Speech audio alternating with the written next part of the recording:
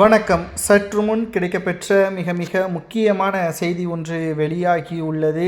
எடப்பாடி பழனிசாமியின் அணியிலிருந்து மிக முக்கியமான பெண் நிர்வாகிகள் கூண்டோடு வெளியேறியுள்ளதாக தகவல்கள் கிடைக்கப்பெற்றுள்ளது.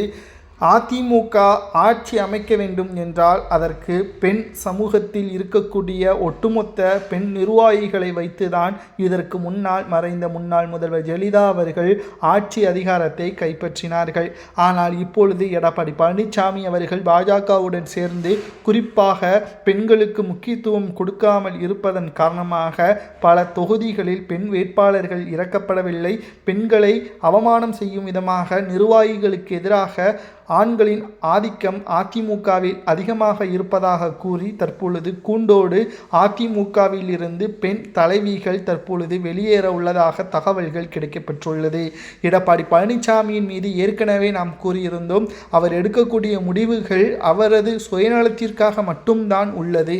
மேலும் 2026 சட்டசபை தேர்தல் அதிமுக தோல்வியடைந்தால் அடுத்த 20 ஆண்டுகள் அதிமுகவால் வெற்றியடையவே முடியாது. ஏனென்றால் 2016, 2021 தேர்தல்களில் அதிமுகவின் நிலைமை எப்படி, தற்பொழுது இருக்கக்கூடிய அதிமுகவின் நிலைமை 11 தேர்தல்களில் தோல்வியடைந்து தற்பொழுது அதிமுக பாஜகவுடன் கூட்டணி வைத்துள்ளது.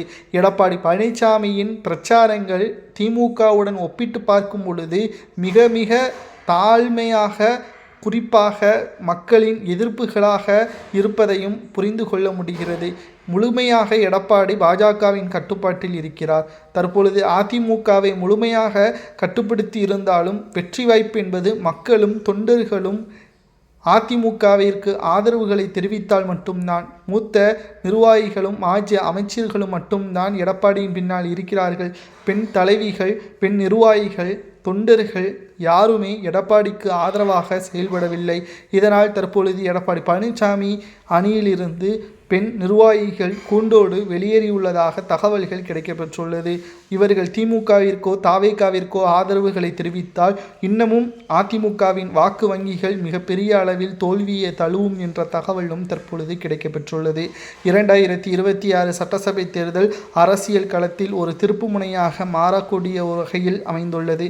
மேலும் 2026 சட்டசபை தேர்தலில் அரசியல் களத்தில் OPS அவர்கள் திமுக சார்பாக போடி தொகுதியில் தேனி மாவட்டத்தில் களத்தில் இறங்கினால், அவரது மகன் போன்றவர்கள் வெற்றியடைந்தால் அது அதிமுகவின் வாக்கு வங்கியையும் தொகுதிகளது எண்ணிக்கையையும் குறையும். பெண் ஆதரவாளர்கள், நிர்வாகிகள் அதிமுகவில் இருந்து வெளியேறுவதை பற்றி கமெண்ட் வாயிலாக தொண்டர்கள்